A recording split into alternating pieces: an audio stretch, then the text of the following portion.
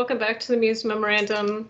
I'm JJ, your host, and today we are on episode 6 of season 1. I have another fantastic guest with me.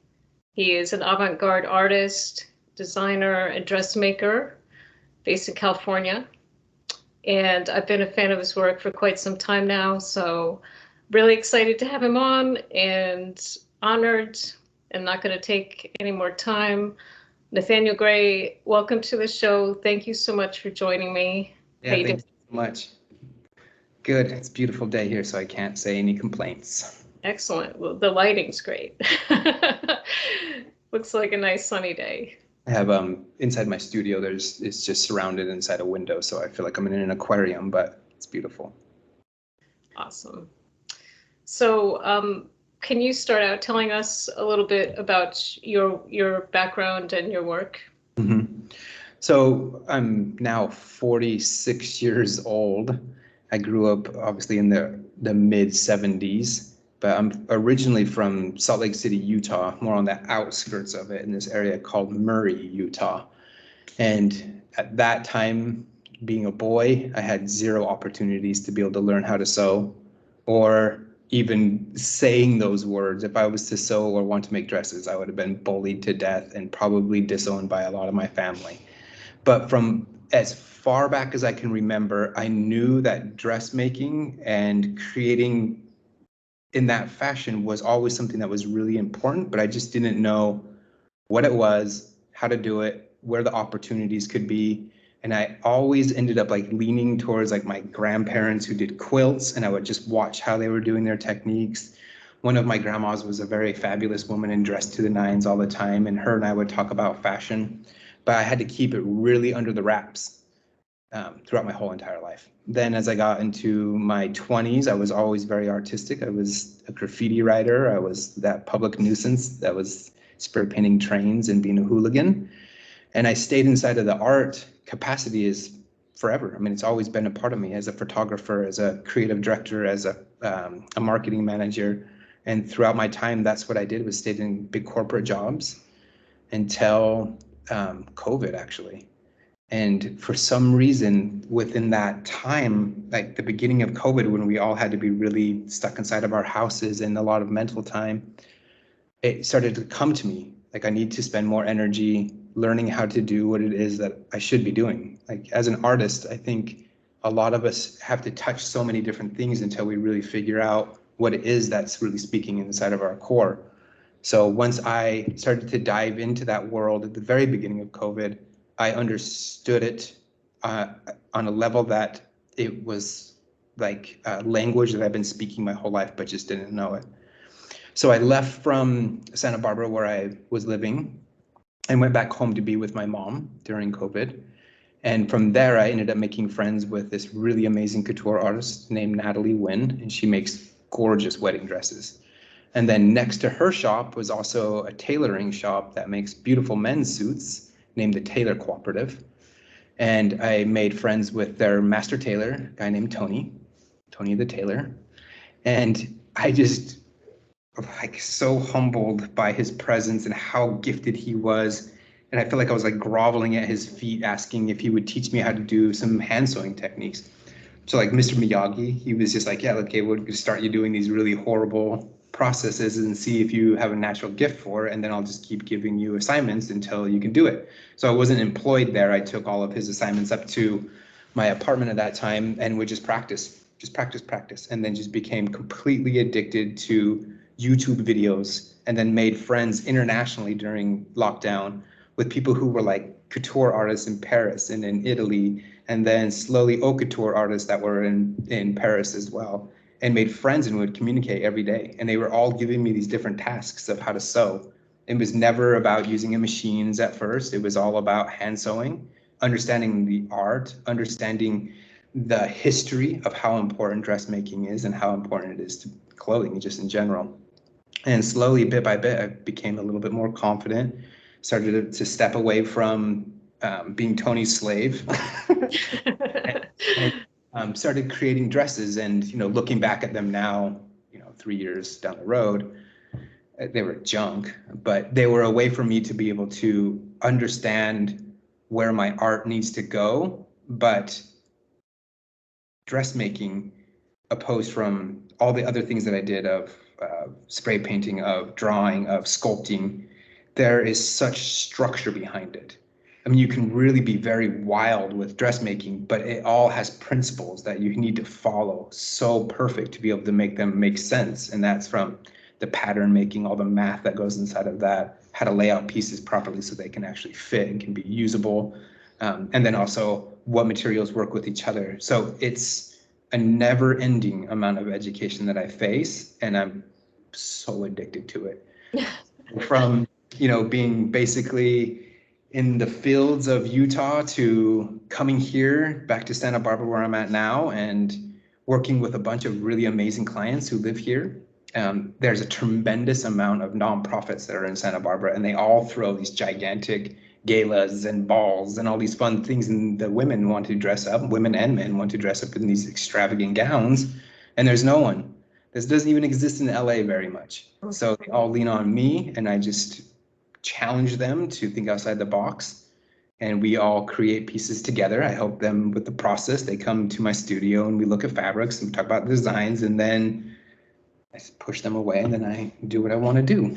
So really, that's the whole span of it. It's very, very short. If I look back at it, like some of my friends have been sewing since they were 6 years old, in their 50s now, and they're masters.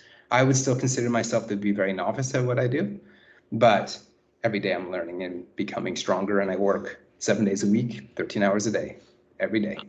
So I'm relentless with it. You've got the fever. Friends, and there we go. Excellent. Well, thank you for that. Yeah. It came to mind that you probably use a lot of different kinds of materials. Mm-hmm. And so I was curious, like I know that I've seen some of the pieces that you've done more recently with natural kind of plant products. Yeah. I guess, what is the most unusual for you, unusual material that you've worked with so far? I think that is where my brand is the strength. I think it's such an interesting thing. I mean, historically, we can look back and there's been tons of people that use natural materials. They still do. I mean, a lot of artists are upcycling and changing things into it. That's when I feel like I'm at my most creative peak. Like what I showcase typically on my Instagram account are just things that are creative expression and most likely would not be worn. But as of this past couple of years, I've been able to marry the really strange art into functional. Before, they weren't functional. They were mostly like a display or just like an art installation. But now I understand how to put them together properly, that they can actually be worn and go to different events and whatnot. So I feel like a freak sometimes, because when I'm walking around, just going to the store or walking around just in general, I'm constantly eyeing every source that I can to see if it can be dried or changed or manipulated into a material that can be sewn or at least structured. So that recent one that I did were, I don't know, maybe 300 dried leaves from dragon trees that are originally from Madagascar, and they thankfully grow here in Santa Barbara. And it was one of the most incredible processes of learning how to boil that leaf down to make it so it's malleable. The unbelievable amount of work that went back into drying it and shaping it. I mean, there was strings everywhere attaching and holding them exactly how they need to be so they can dry for 24 hours about. And then they were just hard as a rock, just would stay in that position. So, now I'm actually working on creating a smaller collection that's just 4 pieces, actually called the Natural Collection.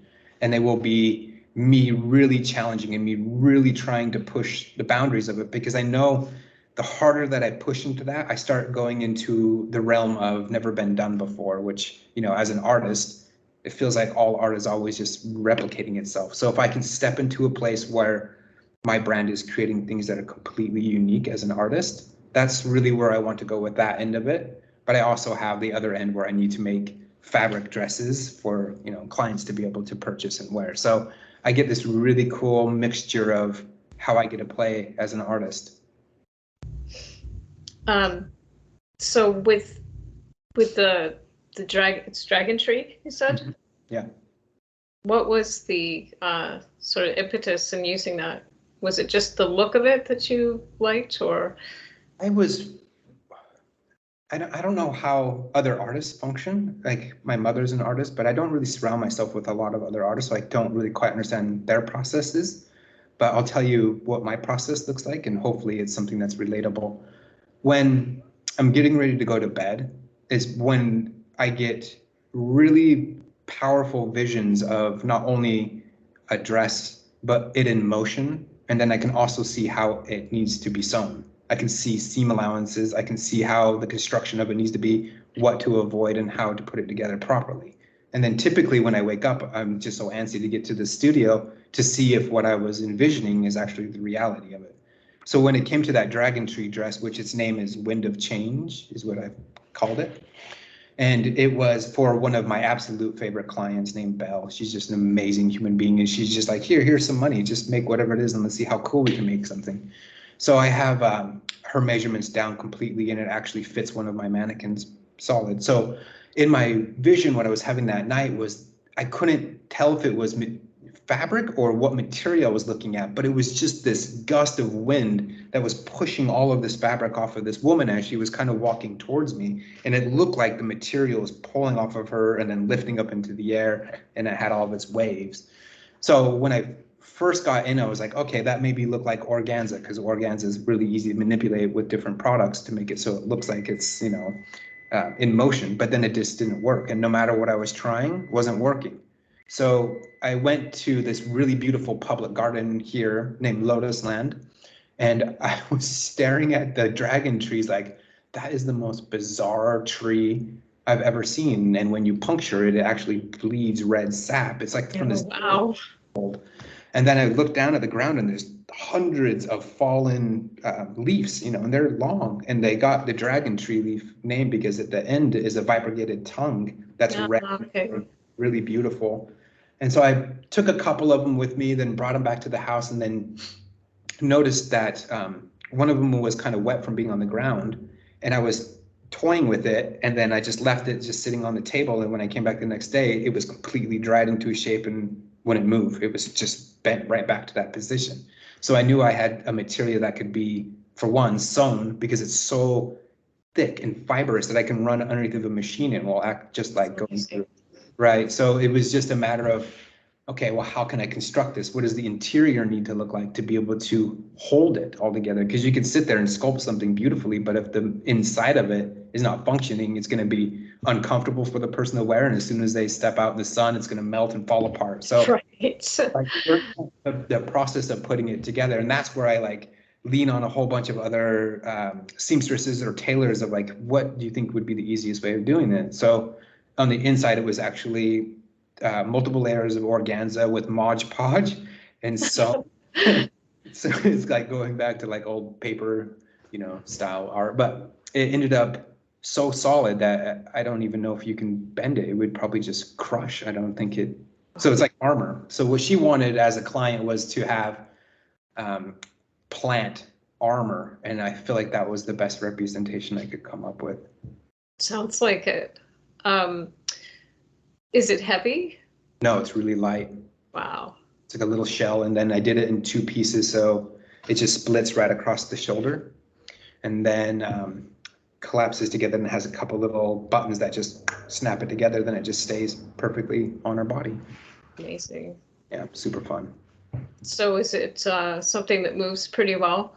Mm-hmm. It's beautiful. I have it here. I can go grab it. Well, maybe you can send a few more photos. Yes, definitely. For when I do the blog part. But well, thanks for explaining that.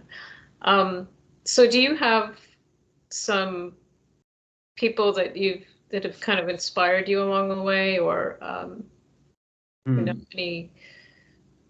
The number one influence of all of it is just nature. I mean, it is so powerful. And I remember just when I was a kid, just being so entrenched inside of nature. I grew up in the mountains with my grandpa. I had ample opportunity to be in huge areas that are now, full of houses and stupid stucco buildings. But, exploring and being adventurous. And as I got into my 20s and 30s and a little bit into my 40s, you just get so busy trying to pay bills. And, you just forget about all of this Exactly. beauty in the world and looking out your window or stopping and picking up something like with that child mentality or like what's underneath of this rock. How could this be changed? How can I make this into something that's even more beautiful? How can I make this my own? How can I make the most important thing that we have, nature, and make it into something that stands on its own and helps people understand, like, wow, maybe I should go out and try, being in nature a little bit more and understanding even for what a dragon tree is.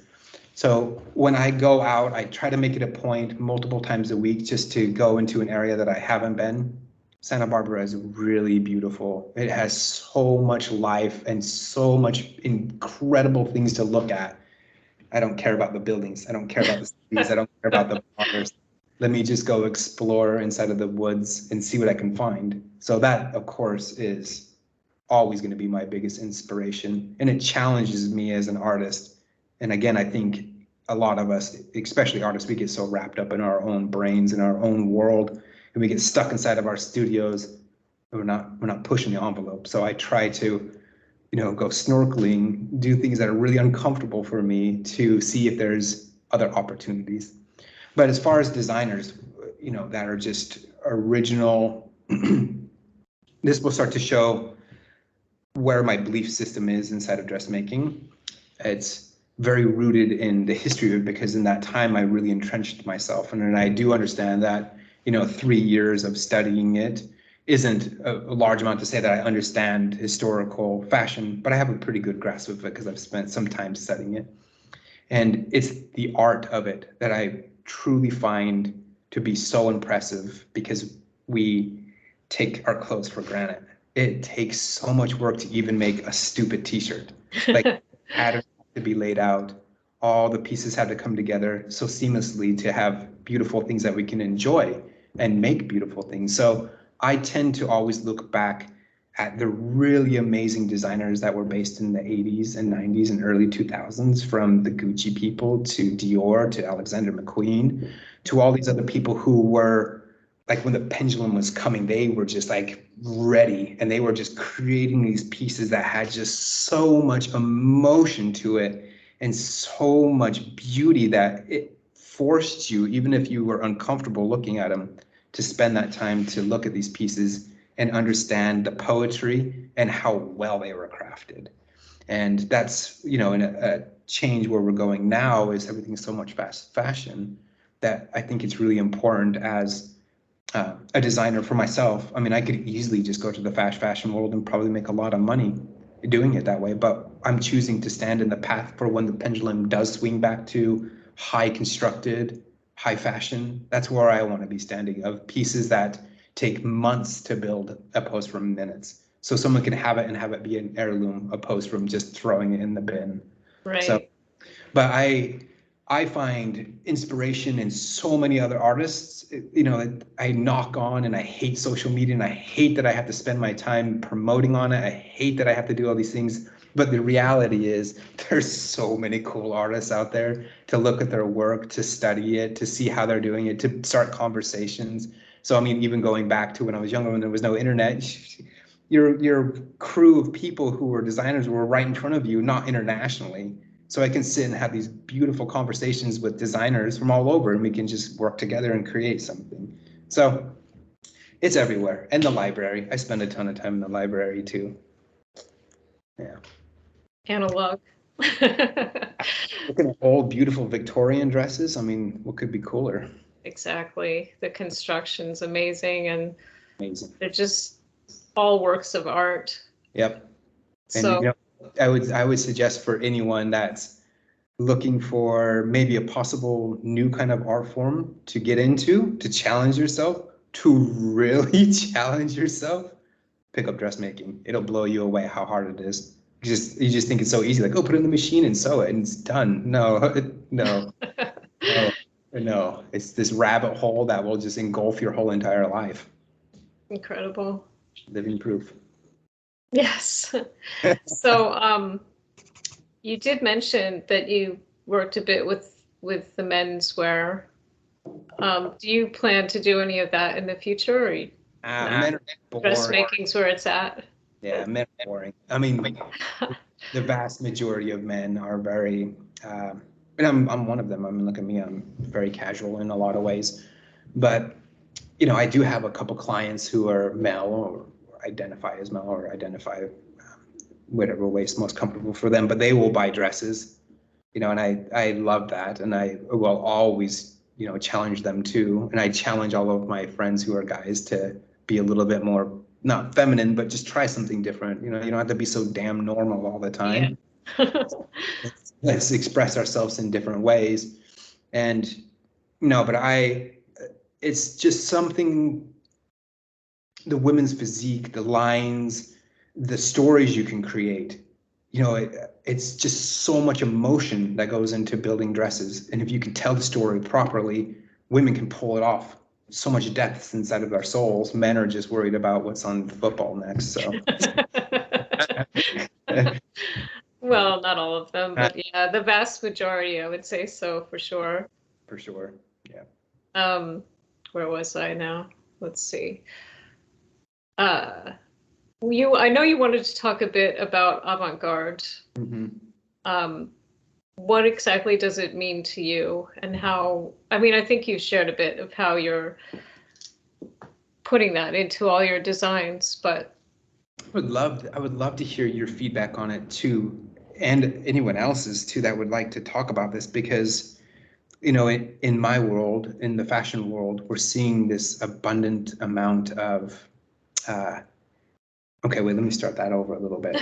So back in the day, let's just go back to Christian Dior when he started, and he was in his 40s. He's never sewn a button. He doesn't know anything about it. But what he did know is that he can create something that would be revolutionary for the world. He wanted to change fashion, and he was so scared and so concerned that everyone was going to laugh at him, and he had the worst imposter syndrome. I mean, talk about someone who should be completely not as impressive as he was. Can't even draw, and he just pretty much just self-employs himself and just puts himself in the atmosphere. Then he does it. His vision was so clear that people would come to him for the answers, and him as a designer would step up and say, this is where I think that fashion should go, and I'm going to show you, and I'm going to make these dresses for you, and it's going to move that way. Nowadays, what we're dealing with is the clients telling the designers what to do, opposed from designers designing. So we're getting told from all these sources all around the world through social medias or influencers or celebrities what they view that the fashion world should be. So now all the creative directors and designers that work for major brands are solely based on making sure that that end of it is filled, and forgetting that them as designers are the ones that should be influencing and changing the world as fashion.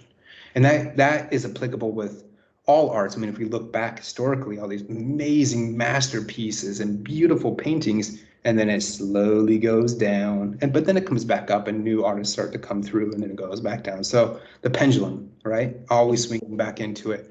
Right now, unfortunately, I feel like I'm one of those people that is just like, no, tradition and culture, let's stick with this and we can make this so beautiful. Let's team up. And everyone else is like, let's just make a bunch of money and forget about the design of it and screw the art. Let's just make baggy pants. So I keep saying that it's the death of avant-garde. It's the death of high fashion right now. But again, there's people who are holding it down that will continue to build that and protect that. And those are the haute couture artists that are based in Paris. And there's 16 of them that are registered. It's a very big privilege if you ever get to actually have the title of being haute couture. And they are avant-garde designers. That's their point, is to challenge it, to push the envelope so completely wide that everyone else is going to adapt to it. And I think as major companies, and as I myself as a designer, what I always want to do is to try to create pieces that I know eventually could be shown somewhere else. I don't want to ever create things that will just be rubbish or that are forgotten. I challenge myself every single time I step up to the machine or hand sewing to try to think like, I want this piece to be shown somewhere, not even on a human body, just somewhere where people can come up and look at it and study the details, really get involved into it and see what brings up the emotions in them. And then maybe also want to pick up a thread and try to do it themselves. If you look like at the Met Gala, where we have Alexander McQueen's beautiful collections of clothes and thousands of people come and visit it every month just to look at his art, to have a sense of having a feeling of something. Understanding the artist and understanding the fabrics and the construction is so crazy detailed. And now we have these people who are just creating such crappy things that will never be in a museum. So, for myself personally, yeah, it's death of avant-garde right now. It's sad. It's really sad. But again, we have people who are holding it down. And I will always stand on the end of history and the culture of dressmaking and being very proud about it. Like whenever someone asks me what I do, I just feel like I get so overjoyed to be able to tell people that I'm a dressmaker and then show them my work and help them understand that there's a different kind of way of doing fashion, that there's a different language that they're not paying attention to keep it alive. So when people are like, oh, I'm a dressmaker, and they're like, no, you're not. Here. So, we have to protect that as artists to make sure that the ones that are holding down the fort for historical purposes is to make sure that we are a very loud voice for it, or it's just going to get forgotten. And I would be so sad if I ever saw the day that happened in the fashion world. So fighting. Love that. Do you see, now we're in an age with AI replicating everything, making things, and do you see that as some kind of benefit or a tool to dressmaking and designing, or do you see it as something that's kind of a negative thing that it's going to take over? Well, and on everyone's feeds, I'm sure we just get inundated with a bunch of AI, and it's kind of like, am I looking at the actual thing? Or, I mean, we're all pretty smart. We can figure out what's AI and what's not. But if we look at it as a tool, what a cool tool. As long as you don't take credit for it and say that you're an artist because you pushed a button. Exactly. There's no form of art in that whatsoever. But if you can jump onto an AI device and type in some keywords and see what it generates, and then you create that piece or a facsimile of it, that's cool. Hell yeah. Any tools, the better. That's just like the opportunity of someone who's really new at something going to an archive and pulling up something that was previously done that was way out of my mind's perspective of how something could be done, and then me figuring out the process of how to doing it. That's great. I mean, it's just another form of education, and I think it's kind of like a dose of something in your brain, and it opens it up, and then all of a sudden you're looking at this whole different world of like, wow, I didn't realize that could be constructed that way. I'm going to figure out and I'm going to make that. But I haven't seen a lot of people doing that. No. But I've seen people being like, this is my new fashion designs. I'm like, man, show me how you saw that, and I'll. Exactly. But I see it as something that it could be really beneficial and could be really, really powerful in the art world if we use it properly. If not, it's just going to harm so much to do with artists, and it's going to make artists feel like, I mean, God, we already fight so much in our brains every day. Like all of the negative that we face in our own brains, like we don't need another thing out there that's making us feel even smaller. Inadequate, or just right. Yeah. You can do a painting now, but that's not true. I mean, no one can really put together the jewelry that you make. They can't AI it. They have to know how to put things together properly. The same with dresses. Like I just said, you can AI the crap out of it, but can you actually do it? And, having it be something that's like shared socially, that's cool. But come and look at pieces, Right. Go to the museums. Those are the things that will last. All this stuff is it's just trash that we have to deal with for a little bit, and it will lose its glory and it will fade, pretty sure. Right, because that kind of thing, you can't actually really see that in person. I mean, I'm sure they could come up with some holographic whatever, but it's still not a physical, tangible thing. Yeah. So it really can only exist in a virtual situation. Yeah, absolutely. So, I mean, let it be what it is and let people have their fun, and, but if you can't actually build it, don't claim it. Just my opinion. I agree. So, you were talking about all of those things that are in your head and kind of can make an artist feel inadequate or unworthy or all of those negative things.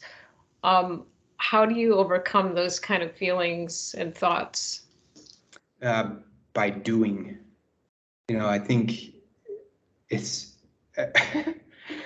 I face a lot of those. Okay, I mean, it shouldn't be what it is in my world. Like I feel like on one hand I should have just stuck in the corporate world, and doing all these things that felt so important back then. But now I know that it's not important, and what I'm doing now is definitely important for me, for my family, for my friends, and for the fulfillment of myself.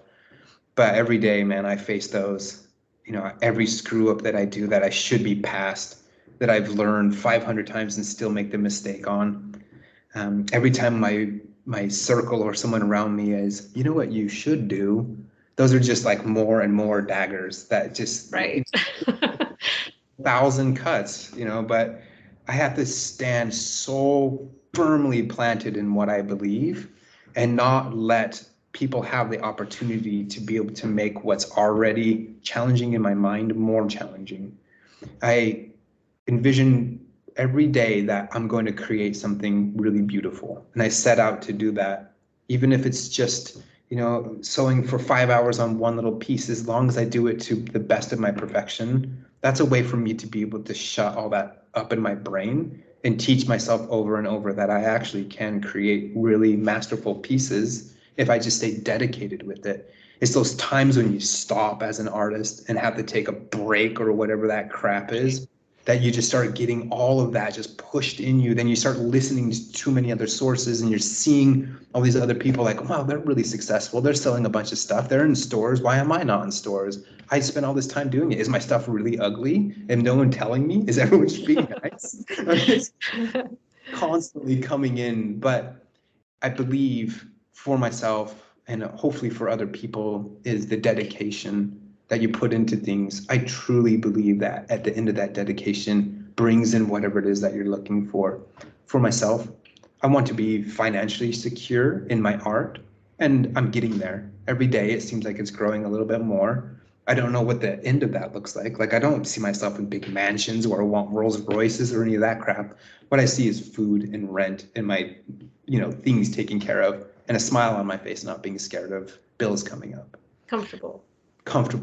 But what it ultimately means to me is that I'm fulfilling my end of it in my life, and I can go to my deathbed and say, man, I gave it my all. Like, I'm showing up and I did my absolute very best, and I outperformed and I outdesigned and I created things on a totally different level because I fight for it every single day. So I know that end of it brings more happiness than any money ever could, ever. It's fulfillment. Yeah.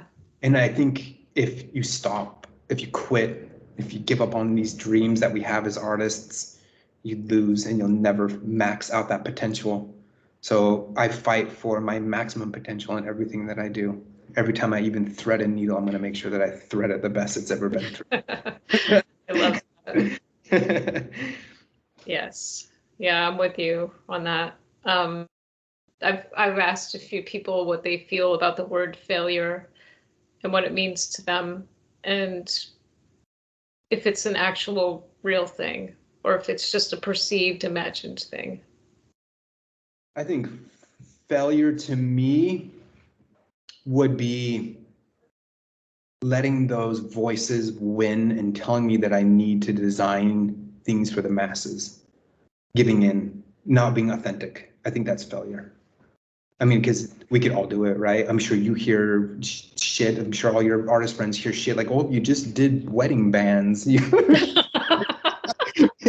Exactly. I've sold out.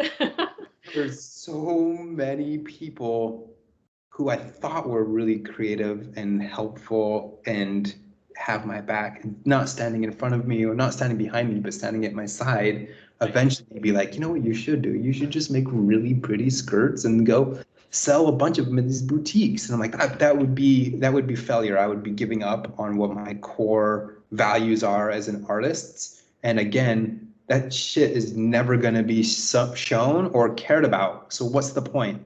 If it's all about money, that's not it for me.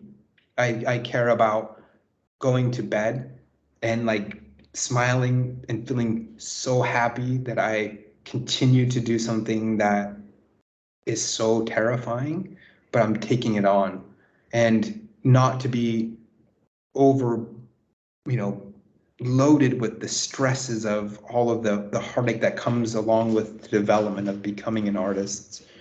How scary that is and how much money you spend on everything and you don't really get to see much in the beginning. But failure, again, is just that giving up. And I refuse to do it. So if you ever see really boring stuff, just be like, hey, Nathan, remember?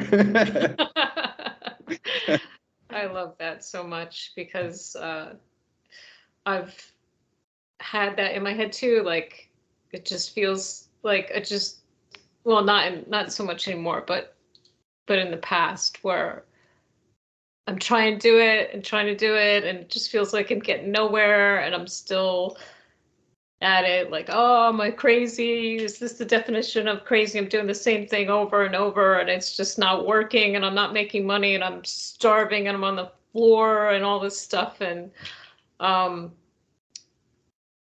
I didn't give up. And then I think if you stick with things, eventually you're gonna start to see the reward for sticking with yourself and your vision and your work.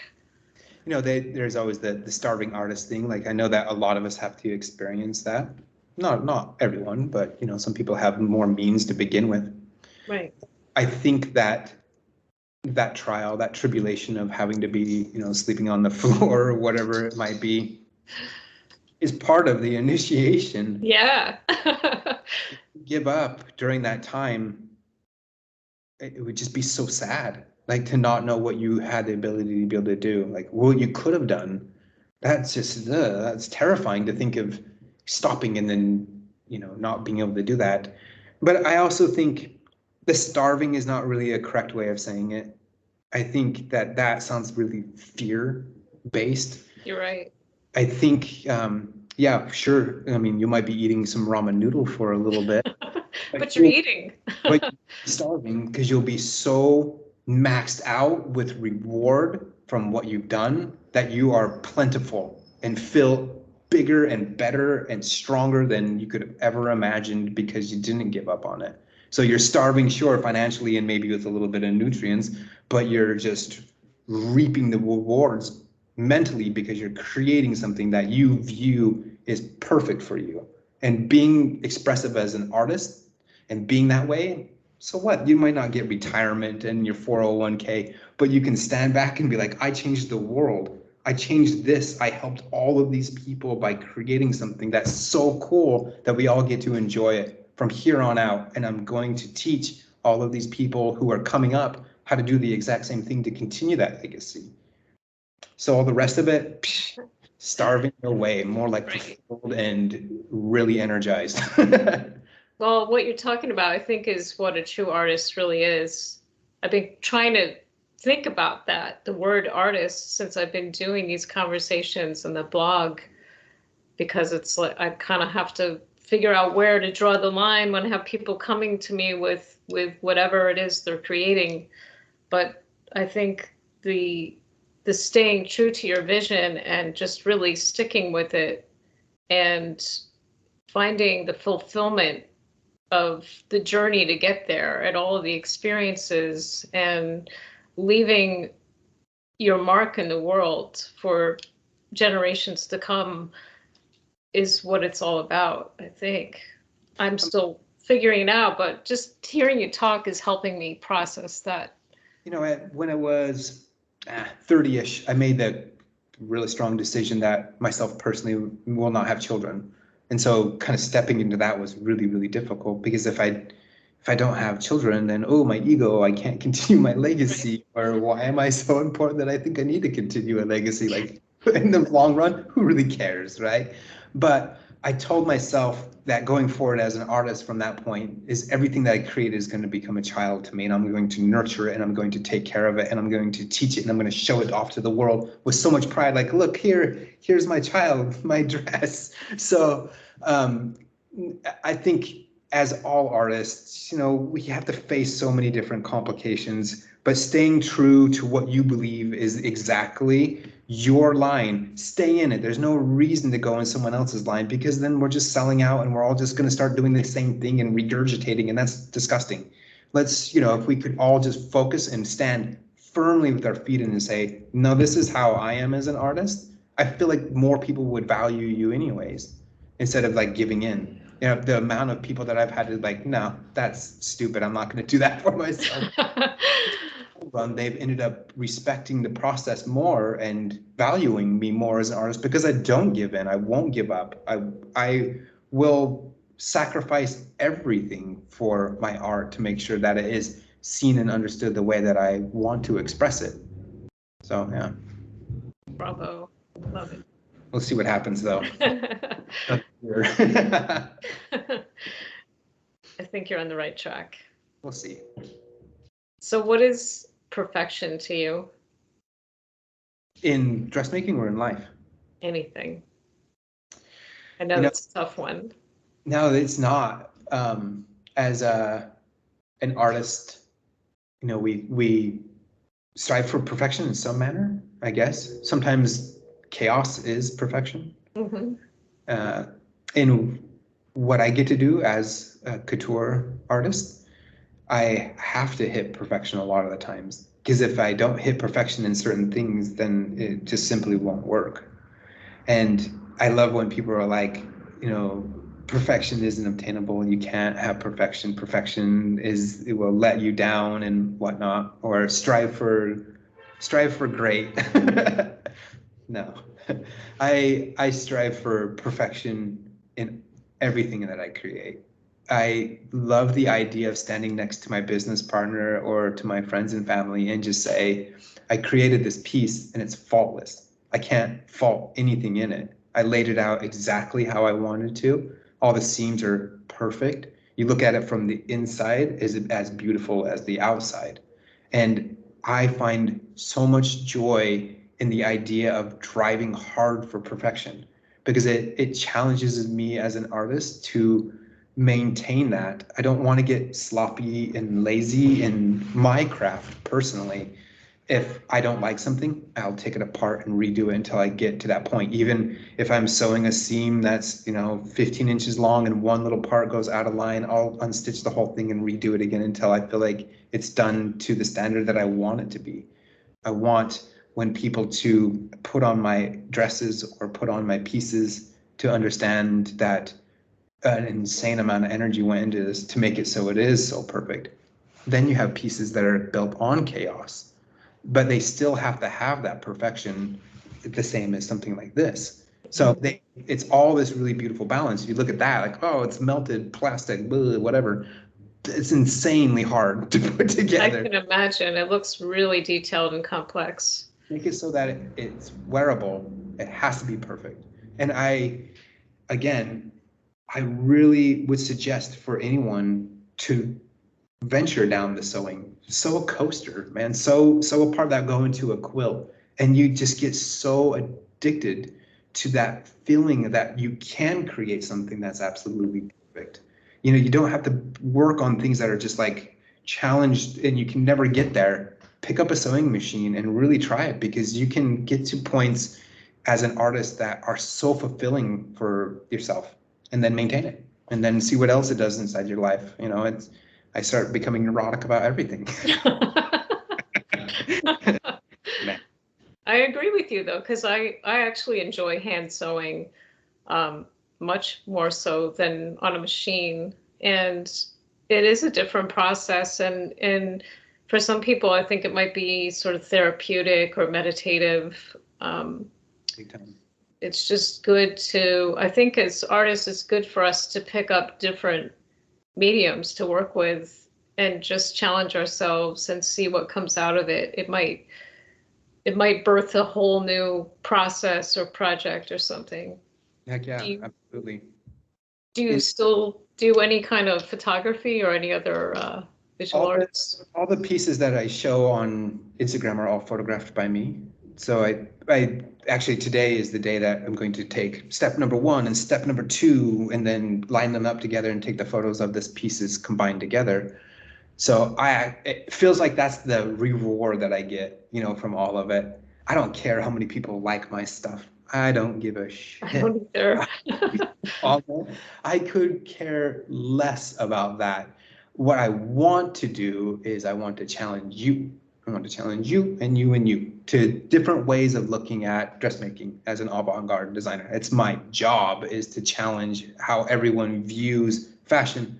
If you don't like it, you still got to respect it because it's super amount of work that goes into it. That's what I want. But the photography end of it is such a joy because I know it's done. All of that work. I mean, this is a simple skirt, right? It's got pleats. It's really complicated. The inside of it is insane. Typical person, you could pick that up and just sew that together in a couple of days. This thing took weeks to make.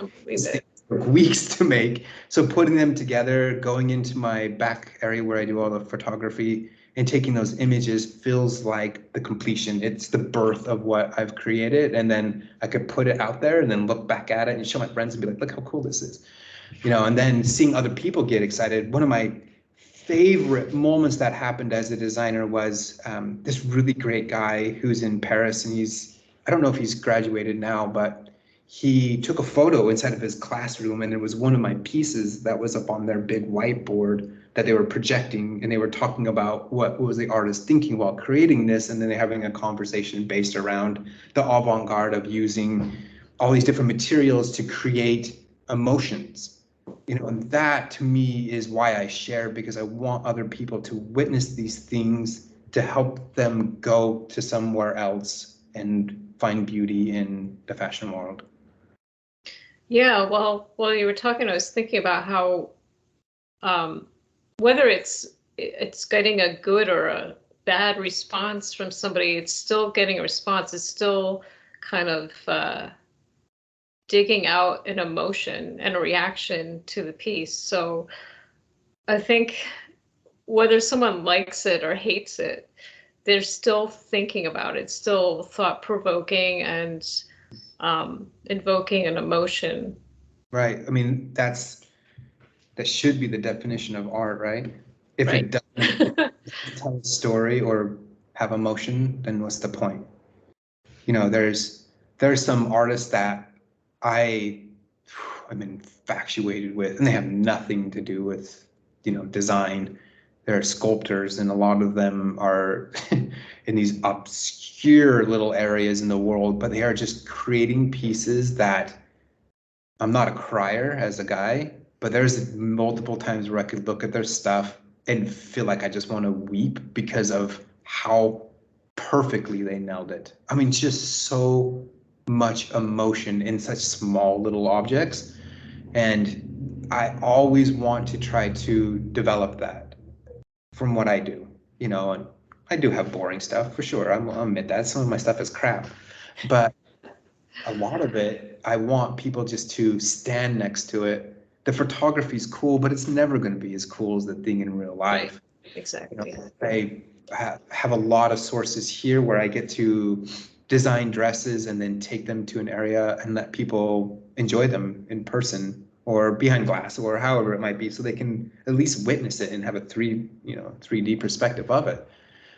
And that's where I want, as a couture artist, as an avant-garde artist, like my dream world for what I would love to do is I could honestly care if anyone ever wore one of my pieces. I don't really care for that. And I get a lot of messages like, why don't you ever show your stuff on models? I'm like, well, for one, if someone wears it, then it's used and I can't sell it as new. But the other one is, then it becomes about the model. Then the story becomes about the person wearing it. It doesn't really become about the piece. If this person doesn't have the incorrect emotions, it's going to throw off what I created. If this person isn't showcasing themselves the proper way that the dress is made, it's not going to have the same amount of strength. For me, my dream of it all would be that I can create pieces that are art installations that are growing, that are part of nature, to put them in areas that are approved, of course, to where they can actually continue to grow flowers, moss, whatever it might be, and have it be somewhere where we can visit it and see it changing. I think that would be such a cool way of expressing art as a dressmaker, is to have them so that they're art installations, even if they're temporary, just for a couple of days, just so that they become something that you can view in that way. That's my biggest goal, for sure. I think you'll get there. I'm either that or I'm just myself without permission. It makes me think about, you talk time in nature, and you must have just really spent a lot of time observing the subtle changes. If you go to one location several times, like when I lived in Cape Cod, I would go to the beach almost every single day. And during COVID, there was nobody there. So you could really see the differences every day, different times a day, the lighting, the seagulls, whatever it was there. It would be a completely different landscape. Yeah. So I think when you're talking about an installation like that in nature, I would think that it would be a really interesting part of the process to watch the possible decay of things, or just the way that the nature integrated into the pieces. Yeah, it's one of my favorite words, decay. It's so good. And naturally, clearly a little bit dark of a designer, I find such beauty in the decay of everything. I think summertime's great. Not for me. I'm so fair-skinned, I just burn. And I don't really like being in the sun. I don't really like going to the beach in the sun. I probably will never do it again. But a foggy autumn morning, Yeah. sign me up. I love it. And to explore and see how there has to be that death end of nature for the beauty end of it to exist. There's so much stories that can be told from that, from a young age to whatever ages we are now. It's all of those hardships and that pain and those really challenging moments that get us to the point where we can stand on our own pedestal and be proud for who we are, because we've met all of those things and beat them. But it's good to remind ourselves that where we come from. I come from a pretty challenging existence just as much as everyone else does. So for me to be able to tap back into those and tap into my friends and my loved ones' stories of hardships and pain that they've had to go through and create things off of those emotions, that's really where I want to stand as an artist, because that's where we're all will want to go back to eventually, to remember those emotions, even if they're painful, because that's what gets us somewhere else. Without all the pain, we can't move. We're just going to be boring and the same. Exactly. I think decay in that part of nature is beautiful, and everyone makes fun of me for loving it so much. Oh, I'm with you on that. We share that. I think we've talked about it in the past, but like I certainly don't like to go to the beach, and I mean, it's nice. It's nice to go when it's sunny and it's perfect, but I much prefer when it's foggy or overcast or windy, there's snow. I'd rather see those more dynamic forces of nature, because I feel like, what's that? The drama. Yeah, the drama is where it's at. Yeah, the cloudy days, the thunderstorms, the lightning, the wind. Oh, I'm sold. Without the kind of darkness, we wouldn't know what Light. light is. So yeah. With you on that. Yeah, I see that in a lot of your work too. I'm like, oh, she speaks in a different language of design too, which I totally adore. Every time you post stuff, I'm like, yes. Thank you. I've got some failures too. Well, not really failures, but just like boring stuff. But for the most part, I have to take the time. Like, yeah, I get a lot of custom orders and stuff, but I have to take the time to make something that's my piece, that's my imagination, and all my doing without the influence of, can you make it like this? Can you do that? It just ruins it. Oh, so bad. I mean, that is, I think, one of the most important things. Everyone who is around me are very analytical people. I mean, they are money, data-driven individuals, and maybe they got a little bit of a creative bone in them. But in a sense, that's an art form as well. You know, being very analytical is pretty savvy. But I am constantly battling with that, and it's something that I've had to really let go of being pissed off about how people tell me how I should do things, or let their influence and their fear that they're holding for themselves be pushed onto me, and me not just take it. And it's so difficult. It's so difficult, especially when it comes from like the people who are closest to you, and they're like, oh, I just want to see you succeed. I care about you. What you should do. All those projections. Oh my God, the amount of times that that's been tried to shove down my throat. But the cool thing is, as an artist, you've only got to be right once, and then all of that gets shut up. And you never have to think about it again. I think about it as like, how belligerent have I, as an artist, ever done that to another artist? I sure in the hell hope not. And if I have, I apologize to anyone. But I think I always want to challenge my other artist friends to do the most insane stuff they can possibly think of. Like, no, you're do harder. Like, let's do weirder. Like, keep going. Let's move it forward. Don't backwards. Don't do normal stuff. But there's got to be a time and a place for people to create kind of boring stuff that the average person loves too, without having to deal with all the emotions. But I think when I understood exactly what you just said, talking with my business partner. He's so money driven. Of course, he has to be. And then I'm so creative driven. So finding that balance that meets into it, I create a couple of pieces that can sell to one piece that takes me months and months and months to be able to build to fulfill that end of it. Because let's go back to like old school catwalk days, like fashion, showing up, Paris, all these beautiful things that have just now just been like so destroyed. That's like no one even gives a crap.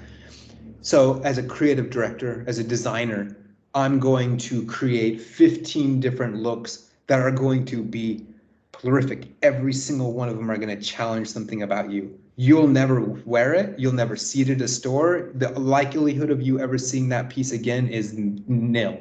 Maybe you'll see it in a book or in a photo or from the video that was created that day, but you're never going to see that. You'll never have the opportunity to purchase it.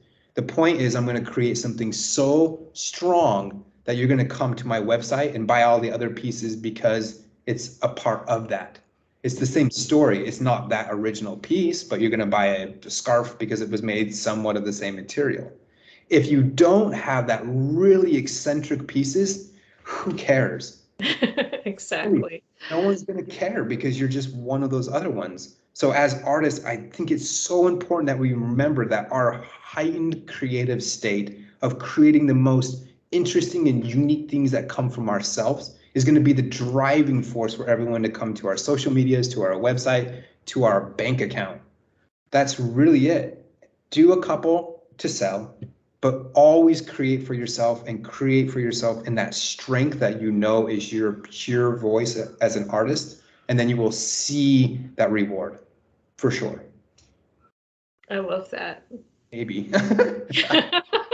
No, that's great. And I took a lot out of what you just said. I mean, it's true because that's what differentiates us from other people and other artists is just really sticking with those unique visions that we have and creating these pieces. As someone who's really, I look at a lot of other people's stuff just to kind of see the temperature of where things are going. Not that I'm follow down that way anyways, I'm not going to, but it's just interesting to see what other people are creating. If I closed my eyes and think of a company, a designer right now from a major house who's creating things that I just am dying to go and see or be a part of, or purchase something so I can be part of that story, I won't be able to tell you a single name. If I think about the artists, the designers who pushed the envelope, who challenged the whole entire system and fought against all the naysayers, I can name a ton of them. And they will always be embedded in my mind because they were the ones who stood outside of the box, the ones who are in that box. All the stuff that I see now in the fashion world, I don't even think I could tell you a single designer's name right now because I don't care. It's create anything that is massive or monumental or that's going to change the attitude of the fashion world. Everyone right now is so concerned about trying to look like everyone else and being so concerned about how we're presented that people don't really want to face and have fun in the world of the depths. It's like everyone's standing with their little squishy waiter arms and trying to get a kiddie pool of emotions. I don't want to play in the kiddie pool. I'll be in like the deep end, you know? So yeah, that just feels like the temperature of everything that I do right now. And it's not out of spite. Like, I love the naysayers. Come tell me what I should do because I'm going to do the opposite and I'm going to do it way better. And, you know, bring all of that negative towards me. Not that I get a lot of that. I don't, thankfully. But I want people to tell me their feedback of things because then it helps me stay steady on my course. You know, you should do custom order. You know what you should do type of people? I'm just like right around. Exactly. Here's what I created, you know, all that stuff. I think it could just be thrown away. And I try as hard as I can and I fall for it. I mean, there's been some days when some people have said some things to me that were really close friends of mine and it really affected me like for days and days. Right. It made me like stop and have to question myself as an artist. And am what I'm doing is foolish? Like, is the point of all of this is just to like capitalize and make a ton of money off of it? Is that really the strength of what an artist is? I don't think it is. I think it's just that the fulfillment of our hearts and our souls of feeling that we reached our max potential. I think that's the biggest reward of it all. I mean, you do of course care, you know, about your bottom line and your finances as an artist, but from your perspective, I mean, do you really care that much? Or is it just making sure that you're creating amazing art for people to enjoy? Right. If I cared, I know, I think a lot of people, there's a lot of misconceptions. I'm sure you get them all the time too, of how I'm living and, you know, it looks like I've got this and that or whatever. Like when I lived in Manhattan, people thought I must be rich, but meanwhile, I'm living in a 10 by 11 room with Japanese screens because you know, and I'm working on the floor because I don't have enough money to have a studio and all this stuff. It's like, yeah, I lost my train of thought there because I was stuck in that stuff. I mean, do you really care about your profit on all of it, or is it just no, not really. I mean, of course, I want to live and be comfortable and have my needs met, but in the end of it all, I've had money and I've lost money again and again. Yeah. And so it just doesn't matter. What matters is feeling fulfilled in the work. Yeah, absolutely. And just feeling like I made some kind of mark in this world that matters somehow. Yeah, I know it's an interesting thing to always like focus the attention back on. Is like I never want to do harm. I do everything that I can to be as good as a man as I can, and I'm constantly learning how to be a good person every single day. You know, it's just in who's around me, but I want to feel like I left the world in a better place than I found it, in whatever way that is. And like I said in the beginning, it's my children. I don't want to have shitty children. I want to have great children. Exactly. I don't want to have the next Jeffrey Dahmer. Dysfunctional children. Easy, but yeah, I mean, really, that's really the only big things. And I have a really profound fear of not ever being seen. That's just something that I face. And I know all artists face that. I think even the most successful artists still face that of like, I'm not understood, I'm not seen. My social media account isn't as big as it Exactly. why do I not have hundreds of thousands and these weirdos have hundreds and thousands and millions of followers? But I think that's just another one of those things where it's just stay dedicated, keep working on that, develop it and rework your brand. If someone's saying naysay something, I look at it from a perspective for me to maybe focus and change the direction of my brand a little bit. I'm not going to listen to their advice. I'm not going to go make, stupid dresses. I'm going to adjust and continue to grow. I mean, from the beginning of when I started working on all of my social media and my website stuff, I've really been paying attention to the growth of my business and how much it's influencing and changing people around me and what success in that way means for me. And, I have a steady growth. People are kind of understanding it. I understand that I'm going to be the weirdo in the bunch and be like, hey. But again, that's the stuff that's going to be remembered. So, I mean, don't strike so hard against yourself if you're not feeling like it's like a major growth thing. Stay dedicated with the people who are following you now. Support them like you do, continue and build relationships with them. Then you're just going to have a steady growth from that. And I feel like there needs to be a point where I'm so thankful in a lot of ways that when I was first starting out, that I wasn't really selling a lot of pieces because they were shit. Like if someone bought that now knowing what I know as a designer and as a pattern maker and a seamstress, if someone would have bought one of my old pieces that were really big, I wouldn't be able to sleep. At that, I would want to go to their house and take it back and fix it. So I've had to learn all of these unbelievable amounts of things to get to the point where I am now to be able to say, I am really, really grateful and happy when someone buys something and I go to bed at night, so happy knowing that they have a piece that I feel is in perfection. And I can only imagine what that's going to be like in like 3 more years, looking back at this time now and being like, oh my God, that stuff that was shit. Like the stuff that I make now is really beautiful. So it's just staying dedicated and keeping on it and seeing where it goes. How cool is that? What a great life. I think being an artist is one of the most amazing opportunities that we get. I feel like we are so special in so many ways. We need analytical people and we need consumers to be able to help us as artists. I still view myself personally as artists are the most important people. I think that we are the ones that guide and lead everything and show everyone how it changes and how the world could be if we continue down this path. Such a destructive way if the analytical people take over too much because there's going to be no creativity. But all companies will always lean towards us as artists to be able to guide their companies into success. And if you look at yourself as a company, lead yourself to success that way too. Guide yourself. Absolutely. Like, I just talked so much. No, I love it. It's very inspiring. Thank you. Of course. No, I'm super happy that we get the opportunity to be able to talk about all of it. Same here. I'm really honored that you wanted to come on and talk with me. Honored. Well, I think you might have addressed this already. It's kind of the last thing I usually bring up with people is that do you have any more advice? Because you've kind of given a lot of advice through this whole talk, but Right. Sorry if I over advice.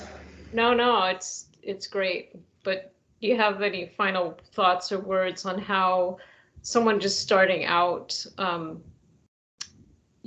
can sort of grow their work and their creations, or anyone that's maybe switching creative paths? Do you have any advice for those people? Oh, this will be good for me to say it out loud to myself right now too.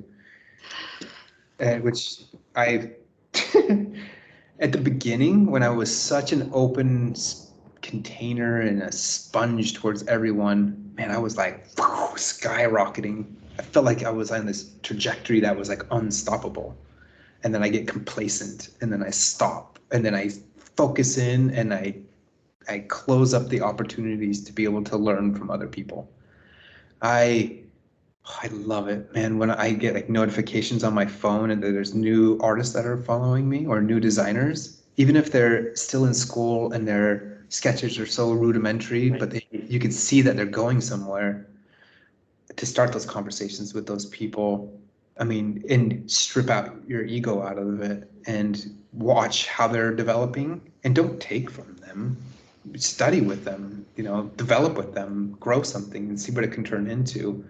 I need to always remind myself that the only way that I can grow as a designer is if I spend the time that have said I will out in nature and spend the time that I said I would in research and education, getting my hands dirty in situations that I would typically want to shy away from because it's too much work. And then also building those relationships with people who are starting out or who are legendary. Have found the people that, not celebrities, sorry, celebrity friends, but